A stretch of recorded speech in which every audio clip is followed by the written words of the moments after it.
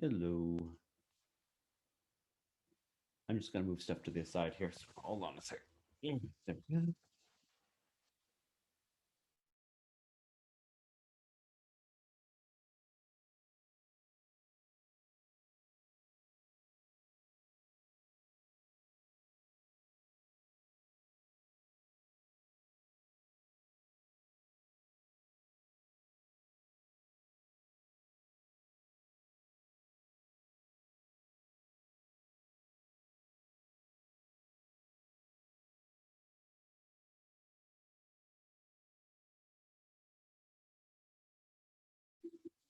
Last time when we looked at all of this stuff, we were looking at just before this. Let me here.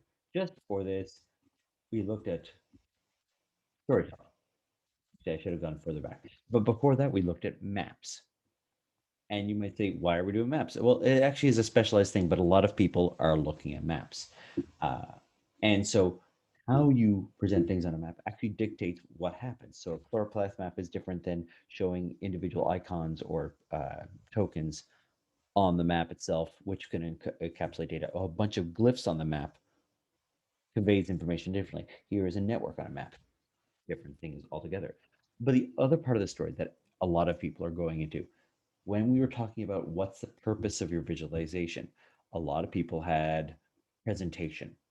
And there's sort of that little iffy situation. We'll talk about that today. We had a lot more enjoyment than I do in other versions of this class. Normally, because of how MPD works, you guys are leaning more towards the digital storytelling or data storytelling than you are just data analytics and hardcore, like, let's do some regression analysis on this thing, right?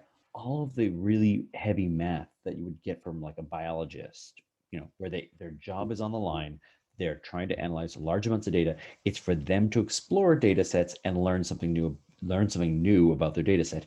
You have a slightly different point or reason for existence. You have this is unguided as well, but maybe I want to guide it. In fact, that was one of the problems with this thing that I was noticing last time, and every time I use it, it has so many data sets. It has so much you can explore that there are some really interesting things that you don't necessarily see right away. And sometimes maybe you want to call attention to it. The age of the building is something interesting that to look at. So you can see when things were developed over time. This is all new stuff. By the way, this is actually filled in land pulled from the, I think, dirt from over here. A large amount of Boston, by the way. This is Boston, what Boston looks like. Large chunks of Boston. All of this area down here, well, the Back Bay was a bay. It was just water, and they filled it full of dirt, and then they put buildings on it. Most of Boston did not exist. They had to put it in. Um, so most of this Boston area, a lot of it was filled in dirt, including the airport, including this large swath of land, which is filled in. That's neither here nor there. There are just a bunch of different interesting stories you can tell about your data set, including the age of things, where different demographic groups live, that sort of thing. But there's too much. You could spend hours staring at this, but you don't know what they're trying to get across to you. That leads us to today, which is storytelling. It sounds all fancy, it sounds all like fuzzy and nondescript. When we're talking about data storytelling, we're talking about, maybe storytelling is not the right term, but it's more guided. There's a communication aspect to it, not here you go, figure it out on your own. Let me guide you through what I was hoping you would see. So we're going to look at basic narrative elements of a story arc. Not that much.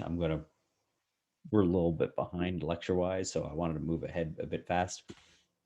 We're looking at basic storytelling scenarios, but I'm going to really emphasize the difference between guided and open ended, and they're different. And we can give some examples of that. And then there's also 7 genres of storytelling, and their advantages and disadvantages of each one. Okay. Oh, there is a. I was going to have an in class exercise. I'm not doing that right now. We'll do that in a little while. And we looked at Maynard's the Marching Napoleon. Okay. We talked about that. The fact of the matter is, this is, despite just being a static image, tells a great story. And even if you don't want to believe it, you end up everyone looks at it the exact same way. You start here, you move along, you wonder why it's getting smaller, it gets really small, then it switches around, you can see it walking back. There's a narrative to this piece. There's a narrative to this visualization that is very well, not just interesting, but everyone goes through it. You can explore other parts of it. You can see other new things in the data set. But even if it's not perfectly accurate in terms of reading off numbers, it conveys the story, it conveys the message better than a lot of other things you could do, including just giving me numbers. If I give you a whole list of numbers, you'd be like, yeah, whatever. It tells what happened there when Napoleon marched on Moscow. He got his butt kicked, essentially. Uh, Cold weather, it turns out, is one of the best barriers to an invading army. The Nazis discovered that years later as well. Uh, I'm not exactly crying over that little aspect of the whole thing. But that's one of the things, what's one of the central protections, it seems, for for Russia is just it's damn cold, and if you have an invading army walking in, you better bring a fur coat or bring your winter clothes, because that's what ends up killing them each and every time. They starve to death and they freeze to death.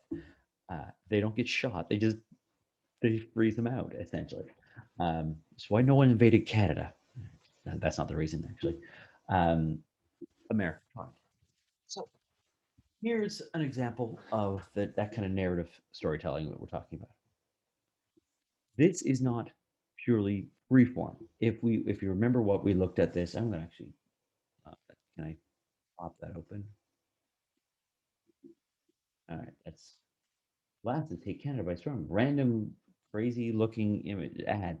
All right, but notice this is guiding me. I have a little thing to read. I have visualization here. I start scrolling down. I get more information about what my visualization is doing. I scroll down some more. I get some more information about what my visualization is doing. It is guiding me through the process. I'm not seeing everything at once. You're giving me a snippet at a time, snippet at a time. But notice I can still go in here and hover over all these stuff and get more data if I want. This is showing two different things we're going to talk about, which is it still comes in with details on demand. When I hover over something, I get more information. I also get interaction effect, so I can see the particular storm that I'm looking at. So it gives me details on demand, but it is guiding me. It is giving me the initial snapshot. It's giving me what you should be seeing at this time. Now you can play with it.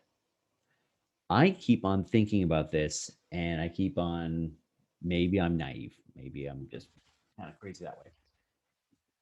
This always just reeks of video games for me. Uh, and maybe the reason people don't point this out all the time is just because they don't play a lot of video games in the visualization community. They're too busy doing work, and I'm not. But this has the markings, for me at least, of how video games work, where you can tell a story in a novel, in a movie, but it is very passive. You just watch it. You can still do that passive watching in a visualization. Here is the data that you should be seeing. Here are the lessons to be learned. But as soon as you start giving user interaction in it, it gets more and more open. Now, if it's completely 100% open, it's discovery, it's exploration, it's what Grand Theft Auto is. It's this sandbox of like, or Breath of the Wild. There's a guided storyline, but it's really, yeah, do whatever you want, right? Do the crazy thing. My son is playing Breath of the Wild right now, and he is literally doing link exercises every day. So he wakes up in the morning, he goes for a row, I think, and the he uses a boat, so it's not a row. It's a coral leaf. They're using the leaf to blow the ship. He goes for a run. He rides a horse. He drinks some milk for some reason. End of the day, I think he kills some things, but he's wasting entire days just doing exercises in Breath of the Wild or shield surfing down a hill. Not fighting Ganon. He's just doing whatever he wants. That's a sandbox, open-ended thing. That's a discovery kind of game. We have discovery visualizations where I don't know what to do. Look, explore. That's what that Boston city map was for, right? I don't know what you're going to discover. Have at it. Have fun. We can give you some guidance, but as soon as you start guiding people more and more and more, because if you don't give enough guidance, it gets very annoying. You'll see again, Breath of the Wild or most video games, even if they're open ended, they'll save you a suggestion where to go next, but they don't force you. And as soon as you start constraining the options of the users, putting barriers, preventing for them from doing open ended whatever the heck that they want, now you start getting guided narratives. Guided narratives like you would do for a visualization. So as I go through this, it is guided as in I can explore around here, but I can't. I have to go back to the previous visualization to see the other visualization. I don't have this open-ended amount of data at a time. You are guiding me through the process of how I'm exploring things about Hurricane, or it's Irma, right? Yeah, Irma, Hurricane Irma, right? Including accumulated cyclone energy, the wind speed, right? It's guiding me. I can still explore, but I'm on rails, right?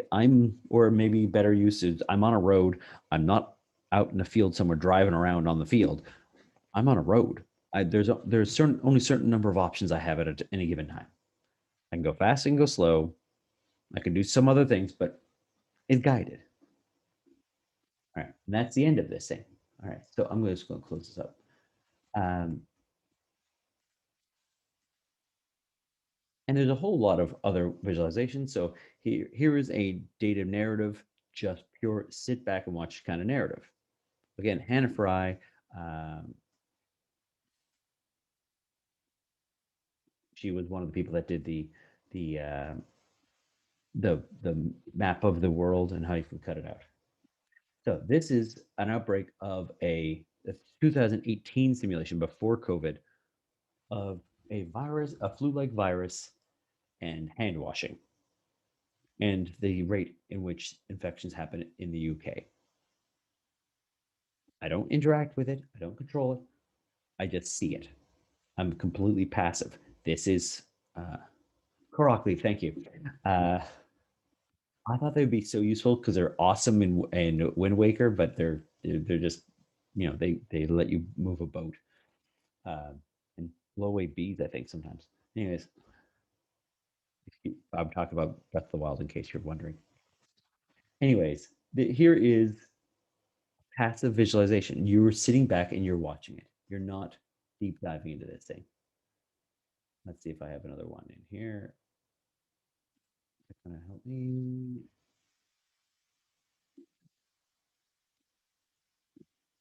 Oh,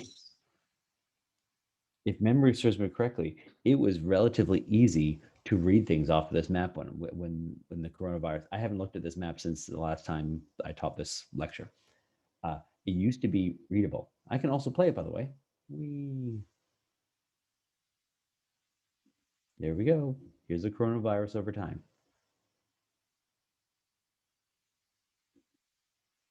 Notice they're using individual icons to show where things are. They're showing using the size of the glyph, if you will, but the little dot with a transparency, so you can see multiples stacked up together, like the US, which looks like a watercolor painting, like an acrylic paint now, and you can see it happening over time, progression over time.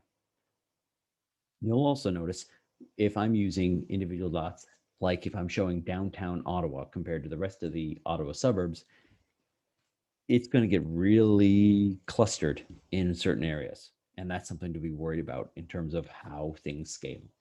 Um, so I can also go back to, I think I should be able to go back to individual parts.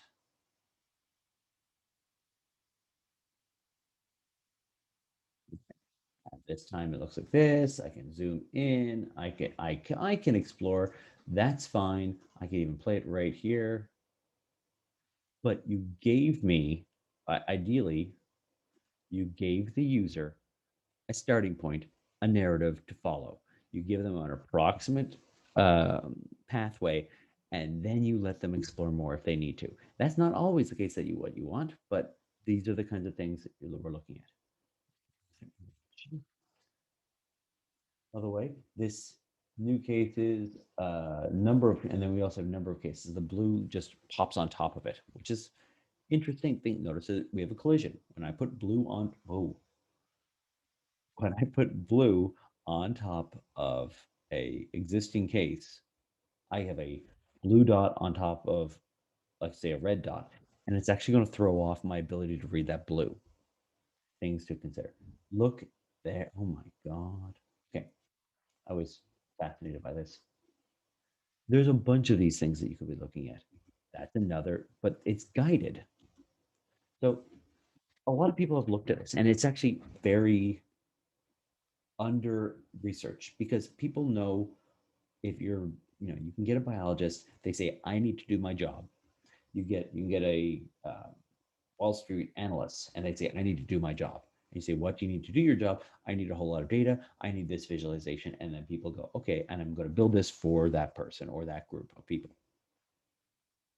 Data-driven storytelling, who are you building it for? Journalists do it all the time. It's a great, journalists need these kinds of tools. That's where you predominantly see this sort of thing.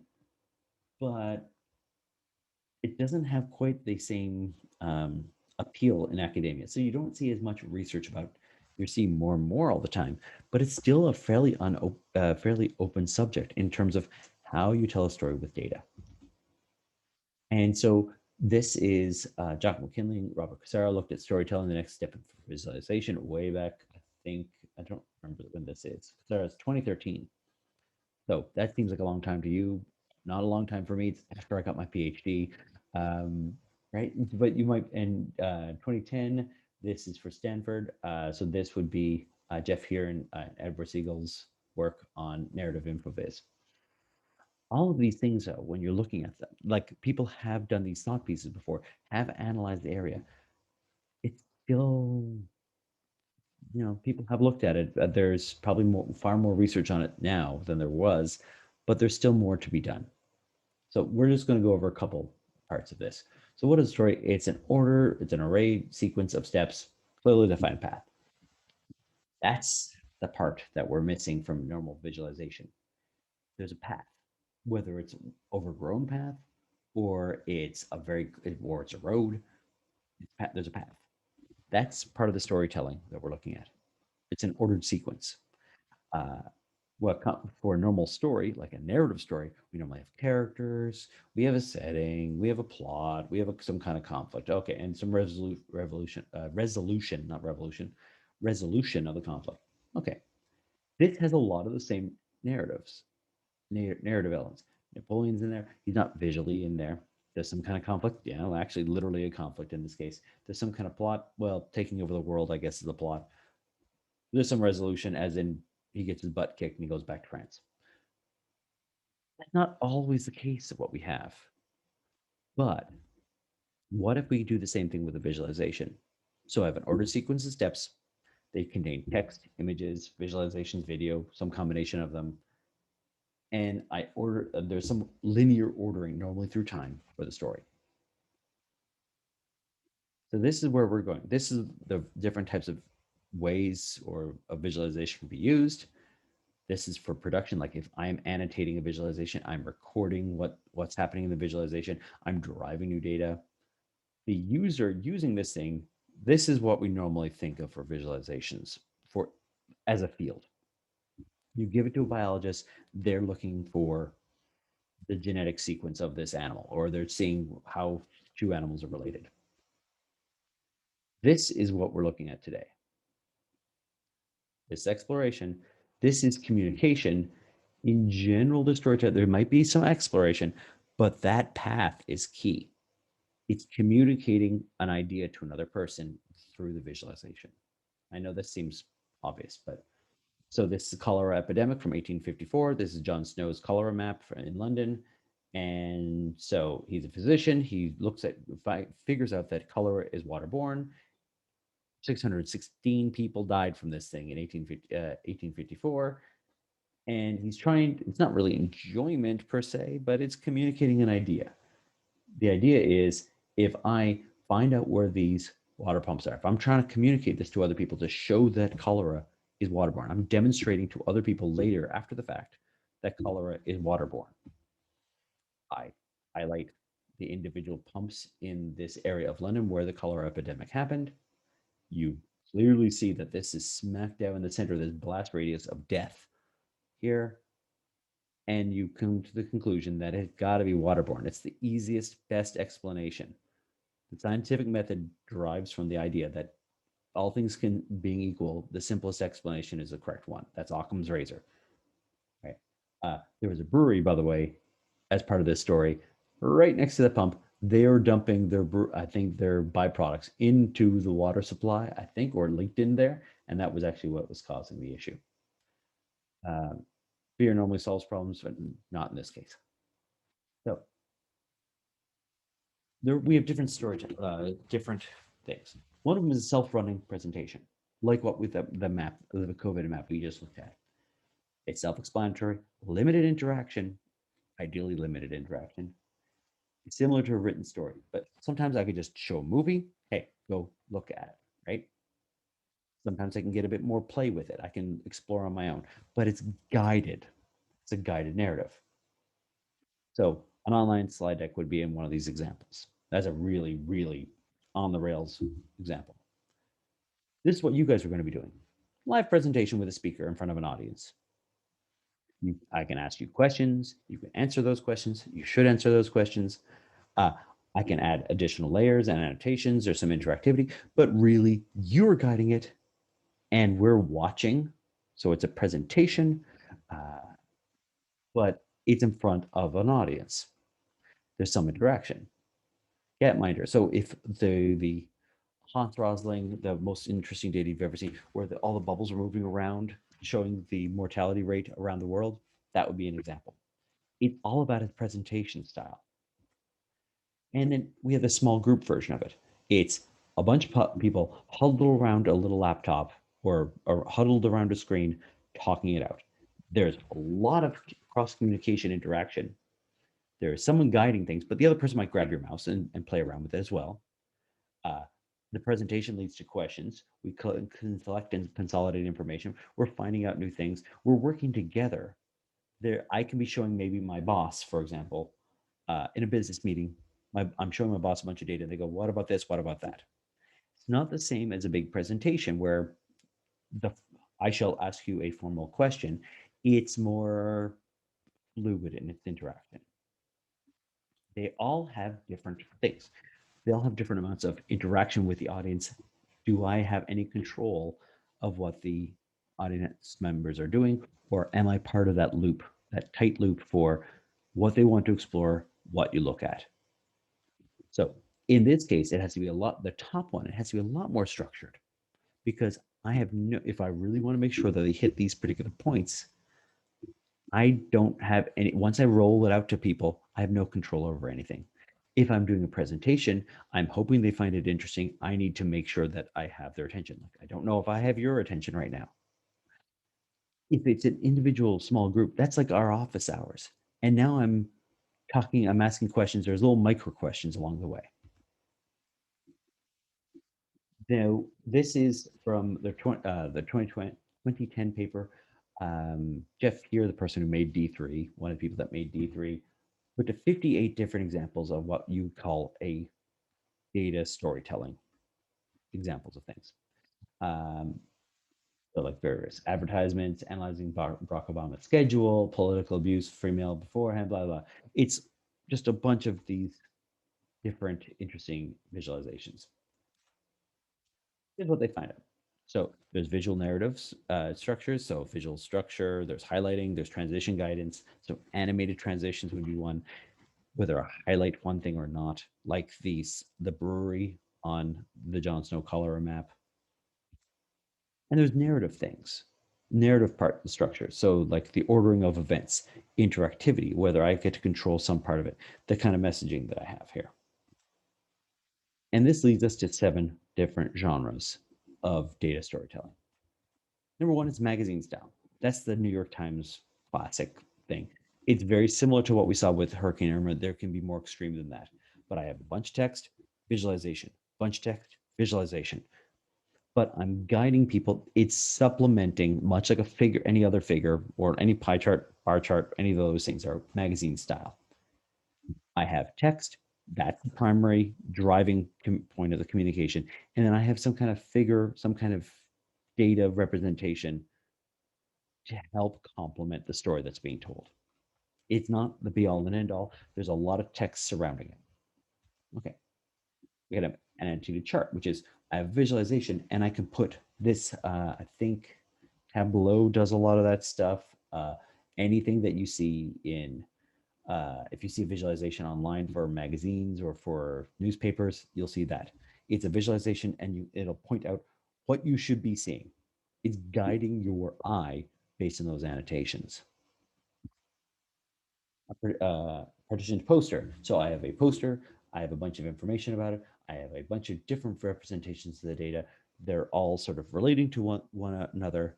It's like our small multiples, but it's sort of static and allows me to say, like, oh, that's connected to that. It's similar-ish to this, but I have a bunch of different representations.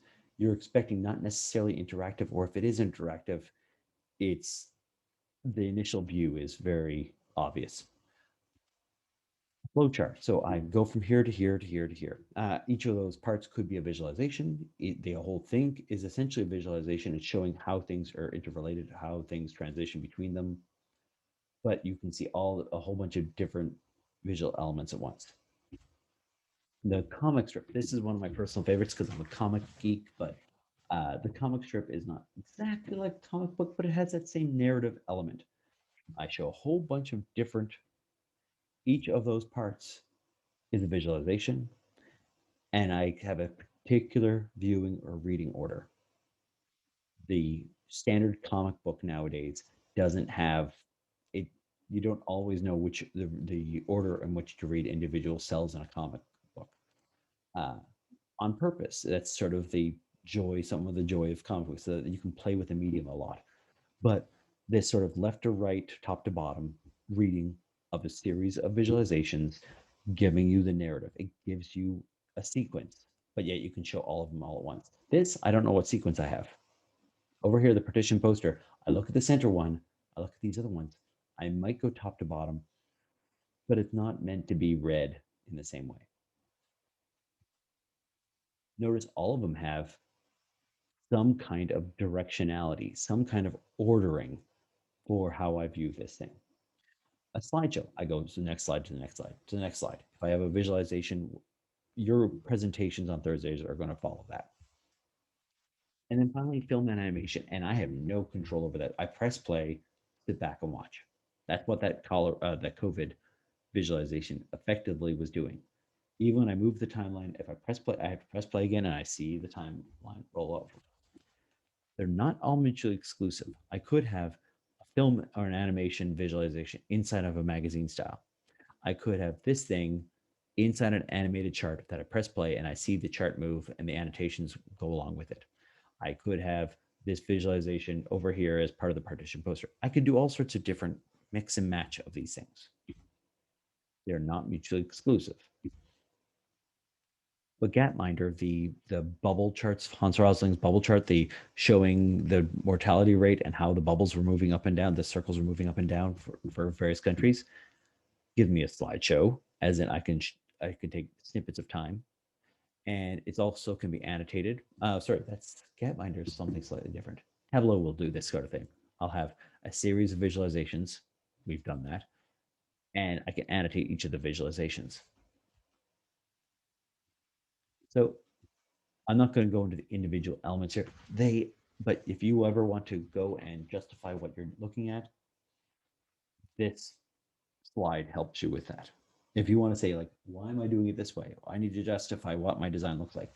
Well, I'm doing it. I'm using some audio to highlight certain things, or I'm using motion to guide the eye towards a particular feature of my system. I'm going to use a close-up to show this particular interesting data point, or I zoom in, for example. I can have a progress tracker or a checklist to see how far along I am. That's what that slide, the timeline at the bottom, and being able to move the timeline is useful. And then there's also things like if in terms of the messaging, I show the data multiple times. I have an annotation and I have the bar indicating that information. I can say how to use this system and give explicit instructions of how to use this system. I could have filtering and selection and searching on my visualization. That's what I was suggesting to the COVID group, having the ability to type in your address or an address if we want to fake. By the way, you're allowed for your projects, if it's going to take a long time to implement it, but you can sort of simulate it or fake it, go ahead, right? Check with me first. But in their case, it was they have COVID testing cases. I want to put in my address and see where I can get COVID tests near me. Zoom in the map, I type in my address, zoom in the map, and I want to see where I can get COVID tests. You don't actually have to do that for all possible addresses in Ottawa. That's really hard. So what? Well, unless it's given to you for free. So what can you do? Just everyone goes to 1037 Main Street, I don't know, some address. Every time, every one of you would all go to 1037 Main Street to show the zoomed in version of that map. Just proof of concept. That's what we're aiming for here. Um, so, but filtering, selection, and searching gives me a narrative. The person puts in their address, if they'll always put their address first, right? To zoom into that particular location to see where they can get COVID testing. The other aspect of storytelling is how much individual control the user has. Is it author driven or reader driven? Uh, I've been, I don't know, I've been nerding out a lot. So, not only playing video games or having my kids play video games like Breath of the Wild, that is extremely reader driven. It is user driven. What do you want to do? I'm going to go shield surfing down the side of the mountain. Why? Because I can. Link to the Past, the old Super Nintendo game that my son's playing on a Raspberry Pi, right? It's the original, like old school Legend of Zelda game. You do not go to the next part until you solve this puzzle. You cannot proceed until you do this, and then you need to do that. There will be some kind of barrier in the way that you need the magic hammer for to knock down the peg so you can go to the next part. Author driven, more author driven at least. It is controlling how you go. You can't just run off to Ganon. You have to go through a series of steps to get to this thing. It's driving the narrative. It's extremely linear in its path, or more linear in its path than Breath of the Wild, at least. Mario is ridiculously linear in its path. So author driven is, I like to think of it like, if you go really extreme on this, a novel is author driven. One step down from that is a choose your own adventure novel, a novel where you can, choose which path you go in the novel. That doesn't work all that well, but you know what I mean, hopefully. And if it's completely freeform, Dungeons and Dragons fits into that completely freeform. They've given you a set of rules, and then you have a dungeon master who just makes up a story, and other people are making up what their characters are doing in this made up story, given a set of rules, and rolling random dice and random things happen. I mean, that's the point of it, is that every single time you play it, it's completely different, completely new. And that's the sort of the joy of the game. It's completely reader driven. For author driven, we have, for visualizations at least, we have linear stories. It is, I'm showing the Hannah Fry visualization. It is, I'm showing you this simulation. Heavy messaging. It is telling you exactly what to see, what to think, what to do. There's no, in the most extreme case, there's zero interactivity. Reader driven is, hey, yeah, have fun with this thing. There's no real ordering effect. There's some kind of path, but it's a really fuzzy path. There's no direct messaging, and there's just do whatever you want. Sandbox. So the best versions of these allow you to transition from one thing to another, or allow certain things. So here is one of the approaches. I love this as a term, that maybe because I like martinis.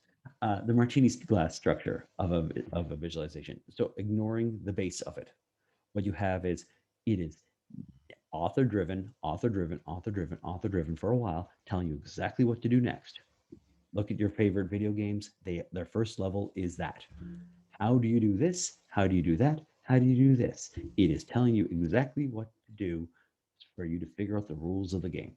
With a visualization, it's exactly how to use this visualization at the start. And then suddenly you give people more and more and more and more free ownership or uh, advocacy of what they want to do with your system. So you guide them at first, and then you just open it up. That's a martini glass structure for a visualization. Starts author driven, leads to reader driven. Great. The interactive slideshow is a slightly different thing. It's also similar to that newspaper or the New York Times thing. It follows the same interactive slideshow. I have a visualization that I can play around with. Fine. I go to the next visualization I can play around with. They are different. They're not just merged together. It guides me one to the next to the next. It gives me a narrative, but allows me to play in a given area. So I get very reader driven or viewer driven visualizations at any given point, but I'm not overwhelmed with options. I'm looking at this one visualization, move on to the next one. I'm looking at this visualization, move on to the next one. If you do something like small multiples, you gotta give them help to figure out what the narrative is because it's too open. This tells you where to go next. Okay, so each one of these snippets, each one of these slides, the reader can play with. All right, and then there's drill down stories. Those are weird. They're a bit harder to come by, but they serve the same sort of purpose. They're not linear in this narrative. It's an overview, and then we get to detail. We're going to get to that next. Overview plus detail. So here is I have a view of all the different visualizations I have, and then I choose one and I get a drilled in version of it. I really need to give advanced authoring. I need to give a lot of guidance of what to do because it's too open ended. If I really want to make people just play around with this thing, they need to know that they can click this thing and drill in and see the other visualization. Because what happens if you don't? They don't click. They look at it and go, well, I don't know what that is, and they move on. Right? They need a lot more narrative structure. And the narrative structure, the more open-ended you make it, the more guidance you need or hints you need to give people for their system. So overall, it's reader driven. The reader drives it, but the author is designing this whole thing to make sure that the reader knows that where they're going. Here would be an example. It's open-ended. I can play around with this thing here. I can hover over different parts, but I can also move the shading region for what regions I'm looking at when it comes to this. And then I can get additional information. This is from 2008, so I'm not even sure it's still running. I can get additional information about any given point. I'm drilling into, I click on this downturn from 1932 and I get additional information. And I go to the next and I drill in for more information. It's not pure discovery. It's still, there's still a story being told, but you're trying to guide them without just forcing them on a path. Okay, so I want to try this. This is brand new. I added it like, well, I guess 20 minutes before class. I want to see if you can come up with some narrative storytelling that you encountered in the past. I'm going to double check to make sure lecture 16 is editable because I didn't do that yet. But where have you seen things like this before? You've seen them invariably. You may not realize you've seen them, but anytime you've had a visualization where you could play with it a little bit, but it's not just a bar chart or pie graph. That's kind of boring, but something where there was interactivity and some kind of narrative being told. We've seen a couple of them already, but you probably have some interesting ones yourself. So just find your favorite one and throw in, make a Google Doc in the drive here, throw in the URL for the website or wherever you found it or the image itself. Throw in what you thought, or what narrative elements you saw in it, how you follow, how you're following along. Even if you don't remember what the names of them were in the slides, just what narrative elements you see in there, and how does it help you guide your learning? Okay, it's fairly quick, 5-10 minutes. So try and find something and throw it into lecture 16. I'm going to go look at lecture 16 right now to see if I can. It's editable. Okay, I'm going to mute myself, but ask questions if you have any. Okay.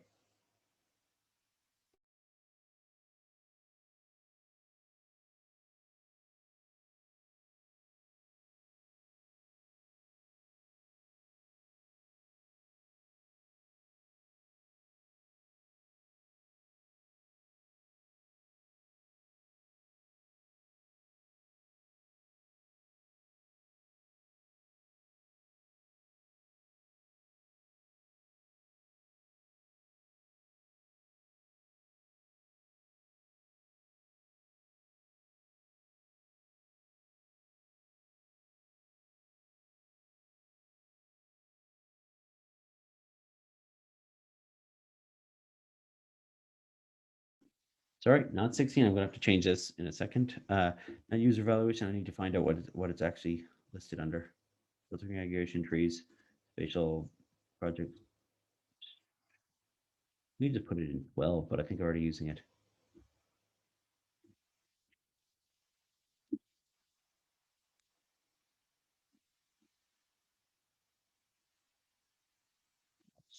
$17. Let's do lecture 17, which is maps, and I'm going to call it maps and storytelling. We didn't use maps.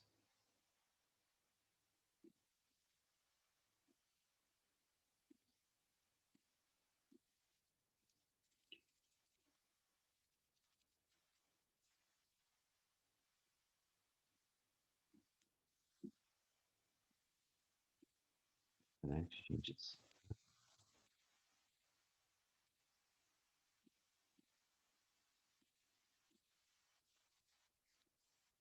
Hey, cool. I didn't know you could do that.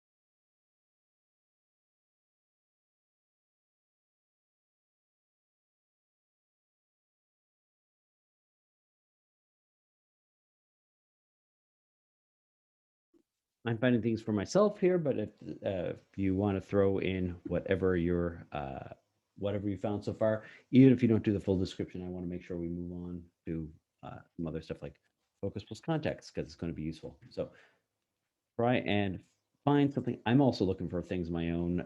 I've gone over my favorite is probably John Snow's cholera map. So there's a lot of visualizations. Oh, I got one. Sorry, I'll find one good example for myself in a second.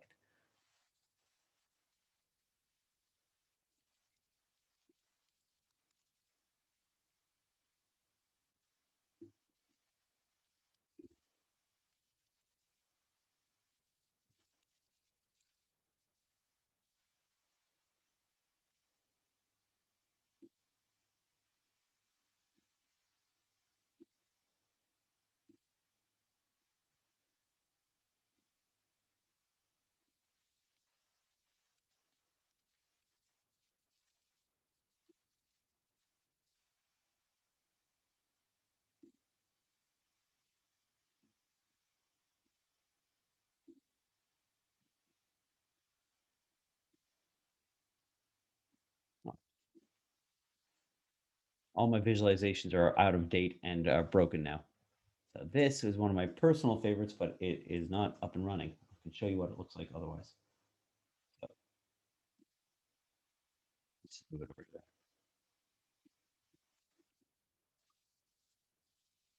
I just thought it was really, really cool. So it allows exploration, but it starts off with an initial overview and then lets you guide yourself into how you want to look at things. It automatically starts with the United States, uh, showing how the United States is trading different arms with different countries around the world. Submit to folder 17, which is maps and storytelling.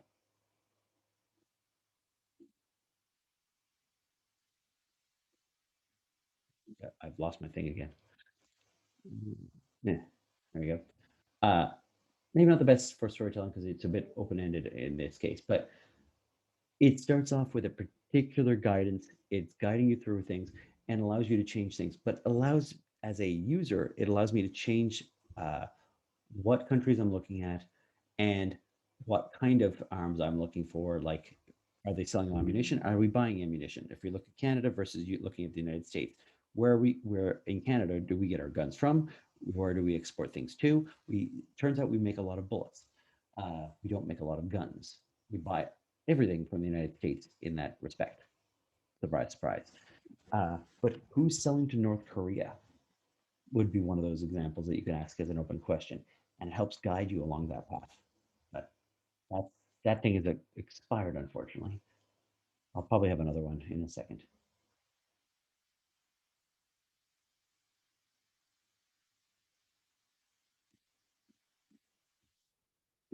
Nice.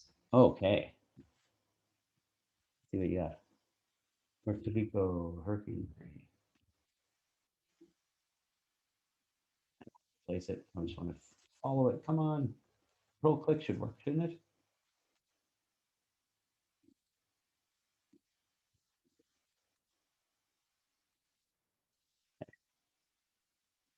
Oh, nice.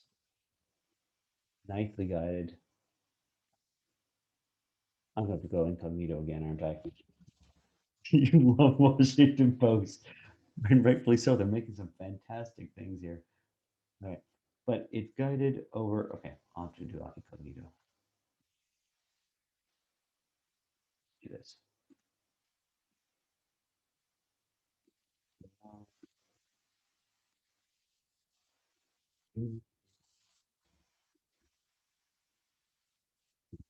Oh, that's cool. So, lighting conditions, less nighttime light, more nighttime night.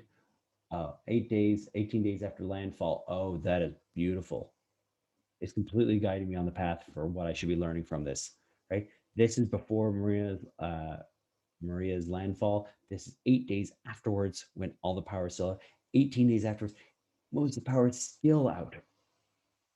Here, oh my God, that's awesome. Oh, that's really nice. There's some text guiding it. There's a bunch of different visualizations telling the story of what's going on while looking at your newspaper format. Oh, wow. That is beautiful. It's completely guiding me on the story. By the way, you had some great storytelling ones from the previous when we were looking at we had I'm thinking of the spacesuit visualization, but there was a whole bunch of those things in a row, and they all had that same kind of narrative flow, which is really nice.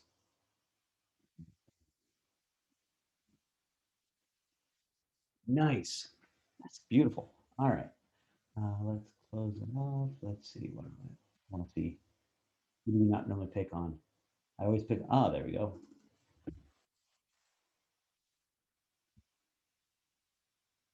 I gotta stop using Doc Hub. It's crappy for PDFs. Okay. Oh, nice. So American Jobs 1850 to 2013, and you're seeing if it's from NPR, how machines destroy and create jobs. I love that visualization. I know that one as well. But if I could finally, control click things. Yeah. Are you kidding me?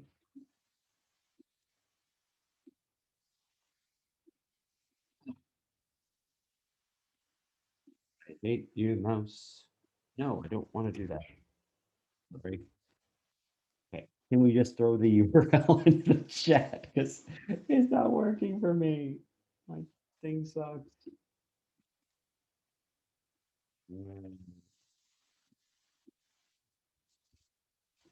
Knew I had something good in there. Oh my God. Are you kidding me?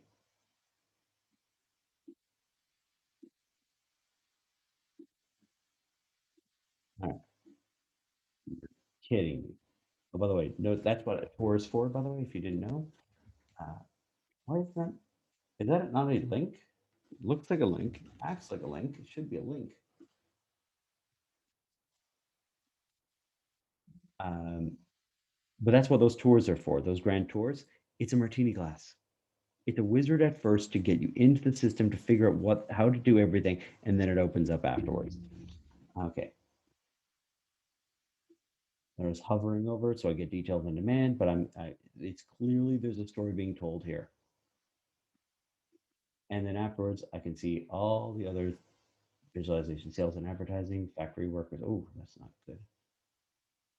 Select the job. I can choose factory workers. I can hover in, but I get the overview at first. And there's secretaries over time. Oh, that's beautiful. Who's winning? Cooks and bakers and Mercedes.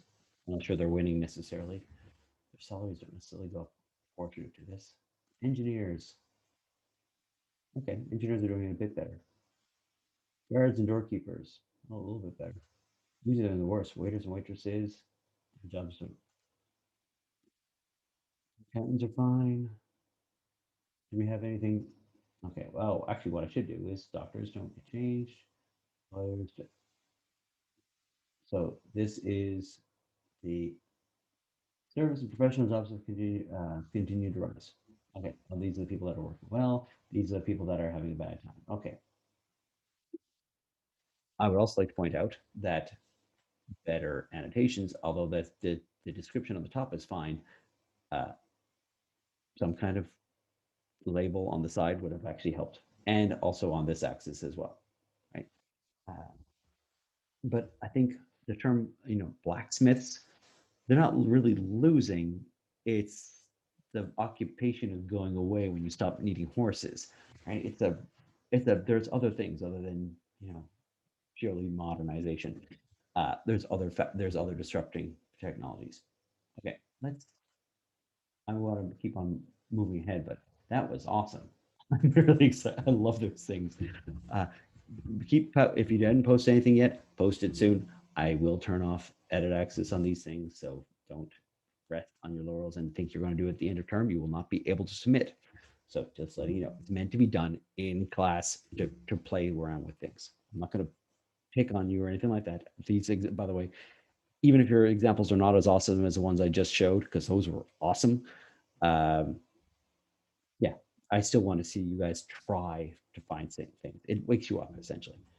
Okay, so more examples. Hall of Fame, Hall of Shame. I don't know if I'm gonna don't know if I'm gonna get the audio on this one, but I love slash hate this video. I'm not gonna show the whole thing. I'm just gonna skip ahead on parts. Okay, because okay, I'm gonna turn it on. Can you hear this, by the way?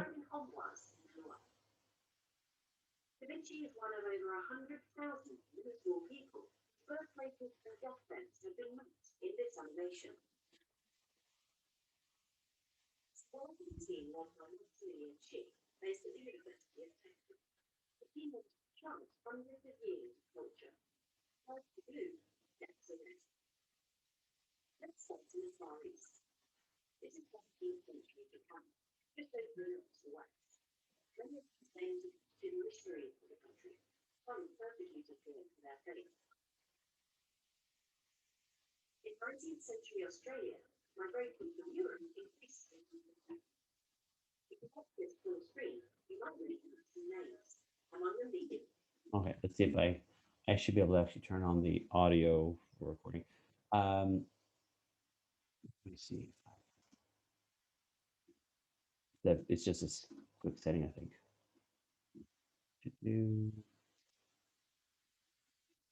here. I don't want to spend too much time on that.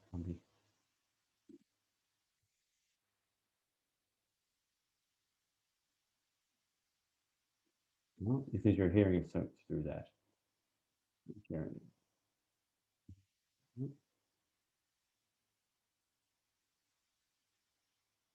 Check if there's right. Infamous bushranger Ned Kelly, born in the 1850s. His father was Irish, transported to Australia for stealing pigs. Back in time now to the Roman Empire. There goes Galen, physician and surgeon, on his way from Greece to settle in Rome. The powerful Roman Empire drew learned people in from all over Europe and beyond. Where they die. Notice it's all in red. Cultural subcentres began to emerge, like Cordoba in Spain and Paris and Avignon in France.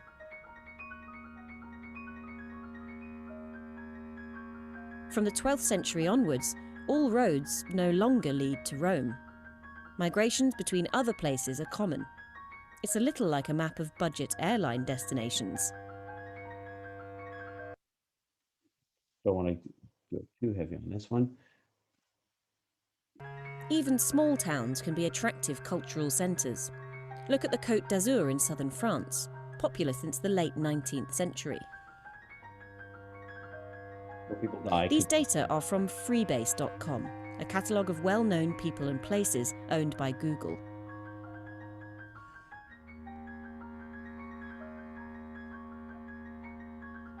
In the 1600s, many European-born explorers looked west, striking out to the Americas.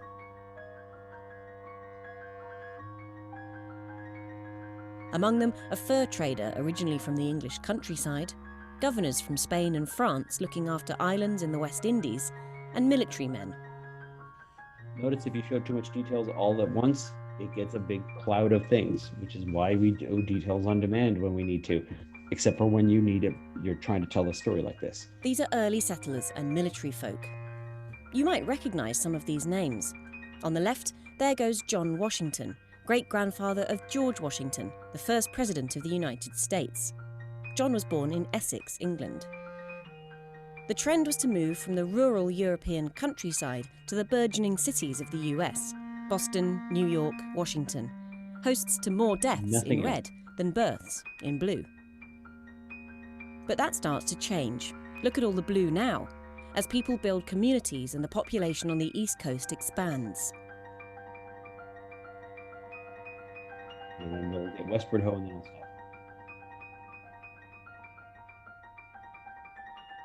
Most often people move into and along river valleys.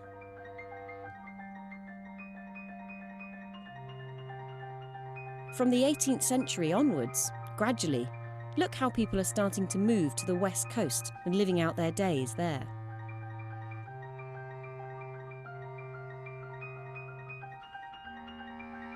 I think the mass migration to Florida nowadays, but that little cluster on the coast is San Francisco.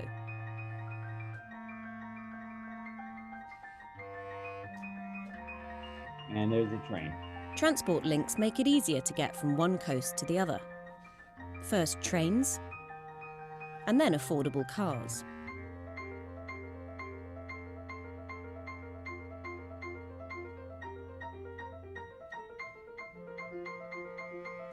Around the 1920s, there are still more births than deaths on the East Coast. Notable people begin to flock to meccas like Hollywood in Los Angeles.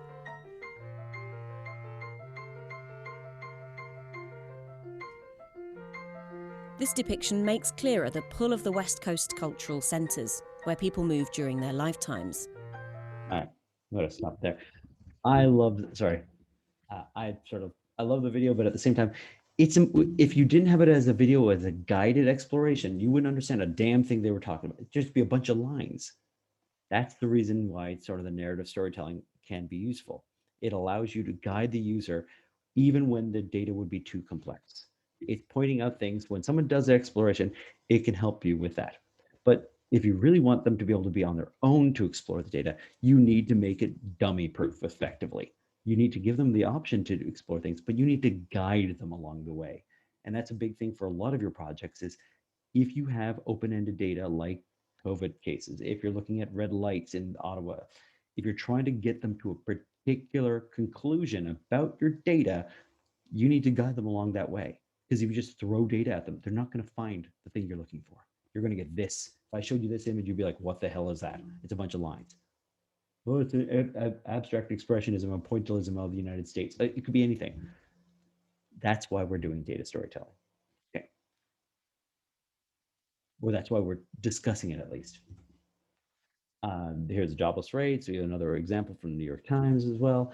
Uh, I'm gonna quickly jump over to focus plus context, but I just want to point out what coming up ahead. I do homework 7 has already been done. That was this Friday, or is that no? It's due now, so it should be 7. So Dear Data 2A, and my numbers are wrong here. I didn't update it properly. And Project 5 is coming up, which is just us implementing stuff. That is nothing to, I'll have guidelines, or I'm hoping I'm emphasizing enough. Once we get past Project 4, when we have a target for you to hit, those sprints that we call them, those little deliverables along the way until the final project are there for you. They're not for you to panic over. They're not for you to freak out about what failing or anything like that.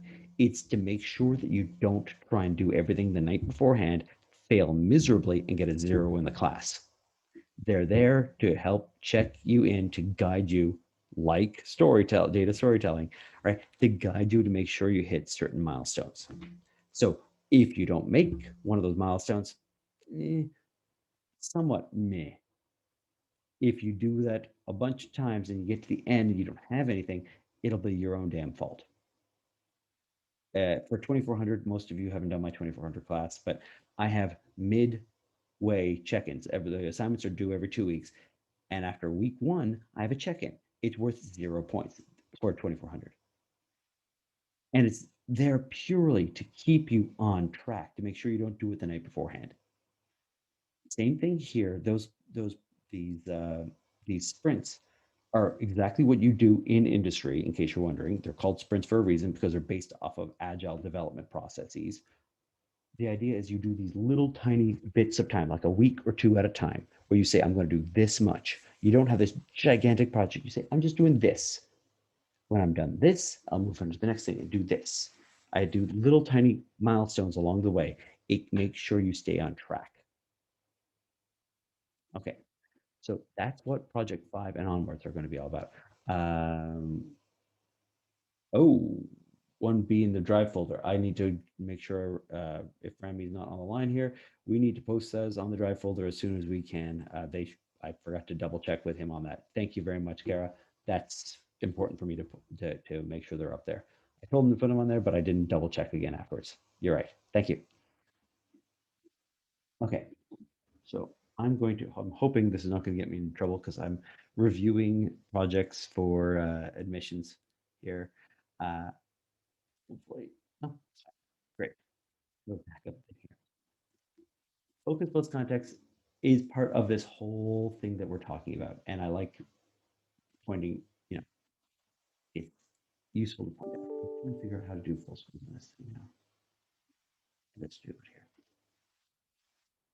All right. So in case you don't know, you can't probably see because uh, maybe I should stand up here. Okay. The reason I shouldn't wear checkerboard patterns, I like when you have certain clothes to like color is not working and the like.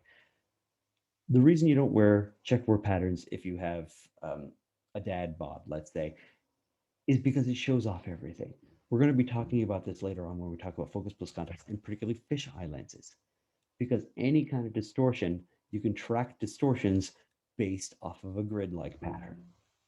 And therefore, you shouldn't, if you have a dad bod, you should not be wearing something that shows your contours. I still wear a checkerboard pattern, but shouldn't. I like pointing that out, because what we're going to be talking about is how you make sure you don't get lost in data. And when I saw that crazy visualization of migration, how is it, if you're just doing that on your own, how do you not get lost in it? How do you track anything in that thing other than having a British narrator tell you what to do? And by the way, Los Angeles is what Los Angeles or whatever the heck she pronounced. I don't know how to pronounce Los Angeles, but yeah, in case you didn't know what city she was talking about. Um, so that's what we're doing right now is we're going to look at focus plus context. The reason we need to do this is because everyone underestimates just how crazy pants this stuff is. So we're going to look at a little bit about this, but we looked at data storytelling and we said people get lost in data. Okay. We looked at maps. We said people get lost on maps. Fine. We looked at small multiples. Said, well, people get lost in all this. There's so if most of these systems, when we were really dealing with it, we all started off with like, hey, let's look at pie charts, let's look at line graphs, and I keep on saying, well, that's just the very basic stuff because when you really pack in a lot of data, you will get lost. There's too much at a time. And so what you get is the people making the visualization can either choose a slice of the data, a facet of the data to look at, or if you let the person explore it, now you need to make sure that they don't get lost. That's what we're talking about today, or that's the last little part. How to make sure you don't get lost in this sheer sea of data that's just, it's easy to not know, find your way. So we have two different things that I want to point out, and we'll get to SciViz, InfoViz very, very soon. The field itself, uh, it's trying to get to the name visualization. The field itself, to give you a historical context for what I do, what the people in the field do, is for the longest time we had two different fields. And to the fact that we have something called VisWeek, which because it was a compromise between VAST, InfoViz, and SciViz. I'll explain those terms, don't worry. There was three different communities, completely different communities, all saying that they do visualization work, none of them talking to each other. We had the SciViz community. These are the people that are looking at like a brain scan or looking at your airflow over an airplane wing or looking at a map. There's a spatial representation of the data has a spatial component to it. So uh, if I'm looking at heat transfer on a car engine, it's a car engine. It has a spatial component to it. And so my problem is not whether how to represent it.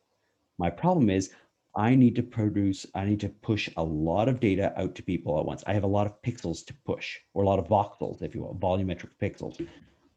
It's hard to show all that data all at once. It was a computer graphics issue that I couldn't, the hardware wouldn't support it. And so all of this research was on how to help your computer show the sheer amount of data you need to show. So if I'm looking at a CT scan of my brain, that's hard to properly, it was hard to put that many pixels on the screen properly and represent things correctly and make it interactive. So it was a matter of computer science. It was a graphics problem. So they came from a graphics community. InfoViz, the area I'm looking at, comes from the human computer interaction community. It's a completely different group. It is, I don't have a spatial representation of the data. I am choosing how the data should be represented. It's my choice. With SciViz, it's spatial. They have to do it, make it look like a car engine, right? You're not going to do an abstract car engine. You show a car engine, you show a brain. So InfoViz is different. I get to choose how I want to visually represent that data. And that's the key. It's not a matter of how many pixels I can put on the screen. It's if I show it in a different way, people understand the data differently. Ultimately, my design choices dictate how people use my system. It's not a matter of putting pixels on the screen. It's a matter of if I show it the wrong way, people won't be able to make any sense of this visualization. That's the InfoViz community. Nobody calls it data viz until people wanted it for industry, and then we chose to use the term data viz just to fit into industry patterns, essentially, to get a job in the end. InfoViz, it's abstract data. It doesn't have a spatial component. And VAST is one step further, which is crazy crap tons of data. How do you deal with the sheer volume of data and present it on the screen?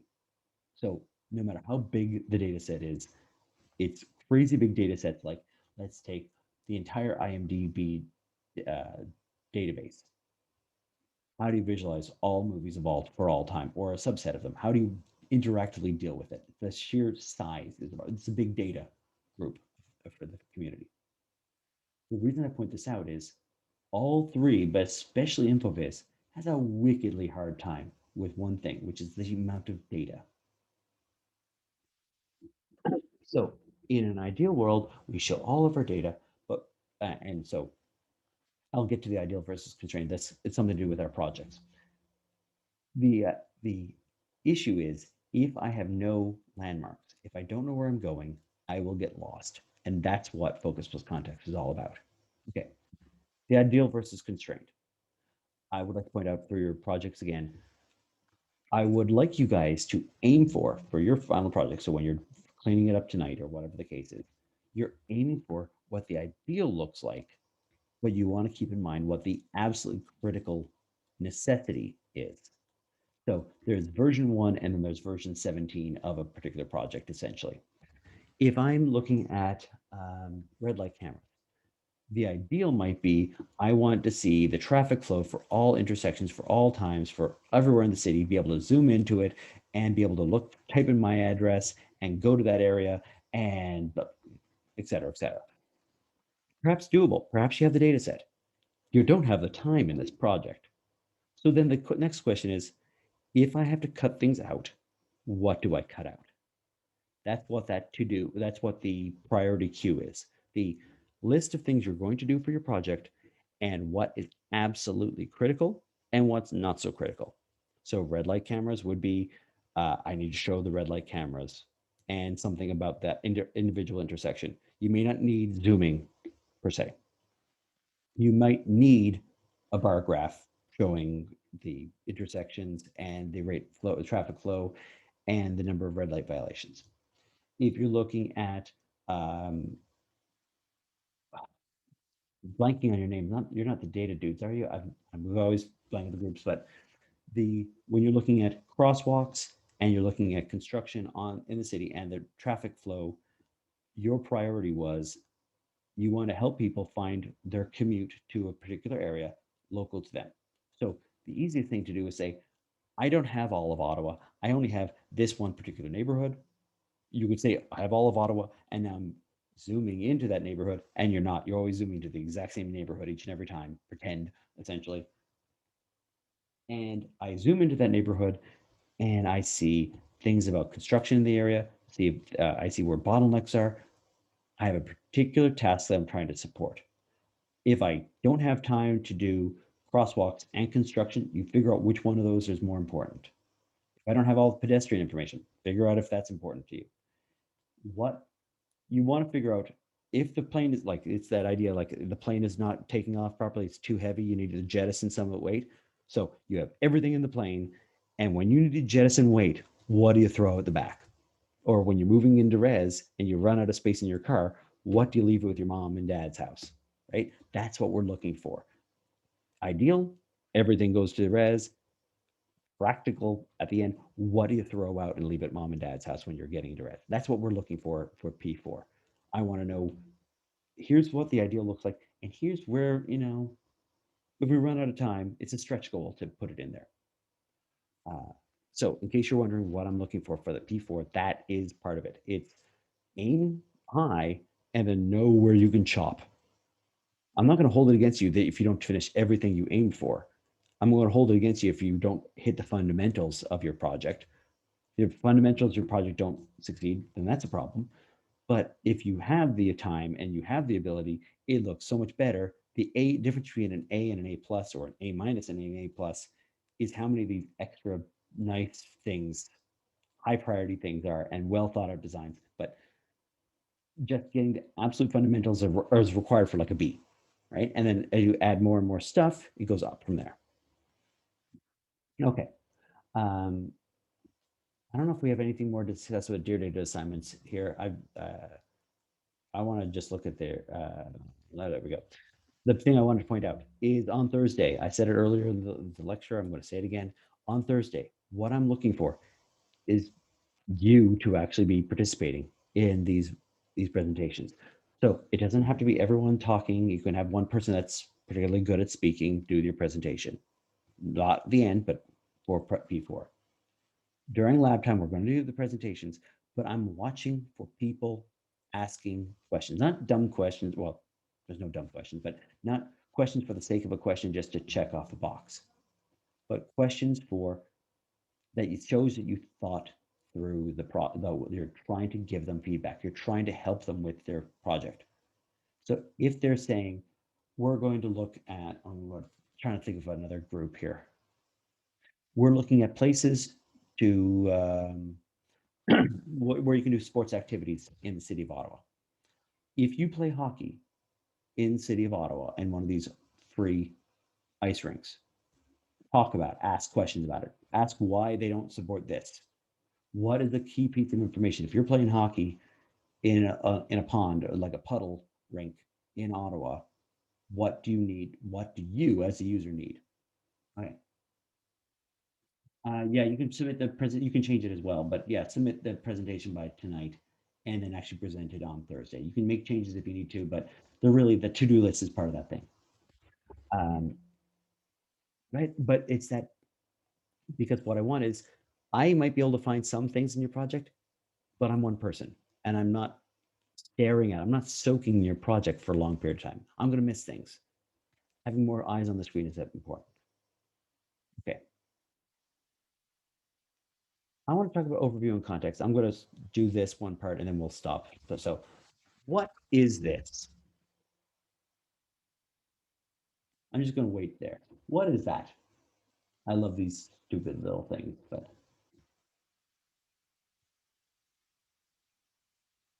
potato chip, good guess. No, it's not potato chip, but close-ish. Snack of some form. What kind of snack?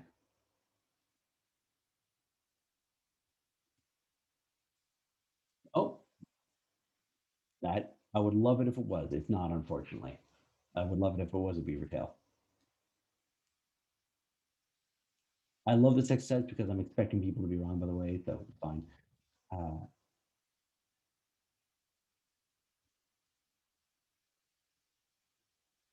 no, and again, you think some kind of bread. It is a grain of some sort, so that you guys are better than most people. I think I got tumors and all sorts of other things. Or that, or everyone's hungry. I'm not expecting necessarily people to get it, but sometimes someone guesses it. Not good guess as well. That's exactly it. Thanks, Will. It's a cornflake. It's a zoomed in version of a cornflake. Now, the question is, if you're zoomed in that much, are you expecting people to know what the hell you're talking about? If you're really tightly zoomed into something, do you see the context? Do you see everything else you need to make an informed decision? That's the point of focus plus context. Because this is a Tamara Munsner term, but I love it as a term. She talks about desert fog effects. Desert fog effect sounds kind of cool, but here is what the desert looks like when fog, like first thing in the morning, what you see when you if you woke up in the desert first thing in the morning. Pretty much nothing, right? You have nondescript land with hardly anything at all, no grass, no trees, no nothing. It's a desert, and there's a fog.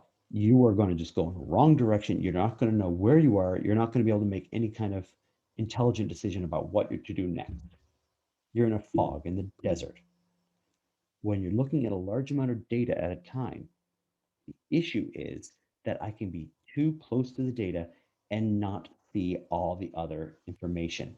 And you might think, well, you just drilled into that. You should obviously remember where you're. No, you're going to forget every single time. It seems so easy and obvious, but it's really difficult to get your head around where you are at any given time. You drill into something and then you forget. It's very natural to do. So, what we do as a community, one of our other foundational things, we had small multiples, we had brushing and linking, we had digital storytelling, so annotations and how to guide views. Focus plus context is one of our big things. If I drill in, if I'm limiting the scope of what I'm looking at, I need the context. Just like I got an A in the class doesn't mean squat if everybody in your class got an A, right? The context tells you everything that you need to know. Your project doesn't work. The context was you were struggling all term because of this and that, and I can't hold it against you, or I gave bad advice. The context tells me whether it's a successful project or not. It's not, there's no absolute terms here. Focus plus context says if you give the overview plus the detailed information, you can make sense of the data more. So the better way of doing it, I want to just give an example of this and move on. Okay, here should be a focus plus context, a tree that you can expand out, but more importantly, here is another focus plus context. It's a magic lens. I put an image on top of a map and I get different information on this little bit of image here, but I get the overview. Or better yet, like a magnifying glass on top of a visualization gives you the context. Or overview plus detail, which is another one. This is World of Warcraft. You've seen these things before. You just may not have realized it was called focus plus context. So here's my overview. Here's the map of the battle scene, I guess. In this is Warcraft 2 or I don't know, Warcraft. Here is the map with all the factions. You don't get the details of it, but you know approximately where everything is. And here is the chaos that is battle in Warcraft, right? It is just a whole lot of things all together at once. But if I don't have this thing here, I don't know where the hell I am. If you've ever played this game, you will know how easy it is to get lost if I'm not looking down here to see where I am. That's what we're looking at next time around. Okay, so we'll be doing office hours next. I'm just going to have a snack or whatever the case is. If you have any questions about your project, just let me know. You probably either Discord me or I can leave this open if you want and just turn it off, like turn off the recording. And then we'll go from there if you have any questions, but it's just my office hours next. When we come back next time, we'll continue looking, we'll actually look at focus plus context in full detail. All right, thanks everyone.